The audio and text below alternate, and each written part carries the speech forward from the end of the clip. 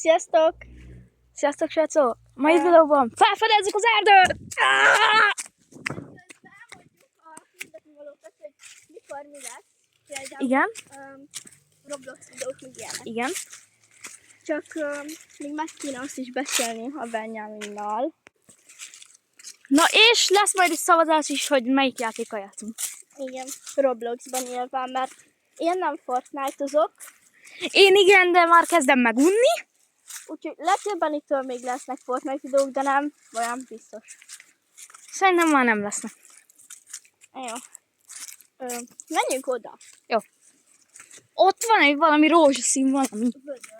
Vödör. Igen. Lehet, hogy itt vannak a izék. Csövesek. Megeszlek!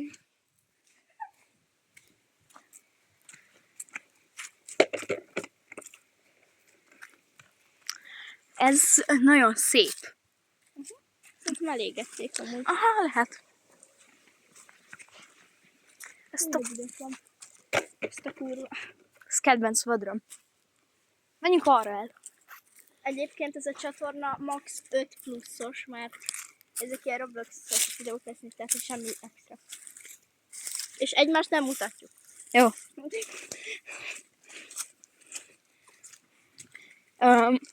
Ez kicsit furán nőtt ki. De mindegy. Jó. De engem mutatsz, gyerünk! Nem téged. Kamera mellett. Erre van még be? Szerintem nincs. Menjünk. Hát erre. De erre szerintem már nem menjünk be. Vagy? Szerintem ezt tudom, hogy már vezet. Ó, akkor menjünk! Let it go, let it go. Nekem kéne előre menni, már videózni. Jaj, várjál. Ennél tovább nem lehetünk, hogy azt hittem, hogy tudom, de várjál, ez nem arra van? Tudod, ahol múltkor voltunk. De. Hát én oda be nem megyek. Tehát nem volt semmi, csak a szomszédból jött ki a hang. Ja. Ez nagyon szar így. Hogy alig tudok innen kimenni. Várjál! Erre megyünk ki! Oké. Azt a rohadt. Arra vagy erre? Erre vagy arra? El. Oké. Nem biztos, hogy kijutunk. Lehet itt rakodunk. Lehet itt fogunk meghalni. Szóval viszked a bokám. Hát ilyen ez kicsit nehéz lesz.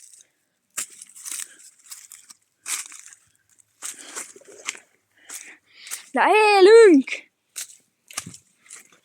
Kijutottunk! Meg vagyunk.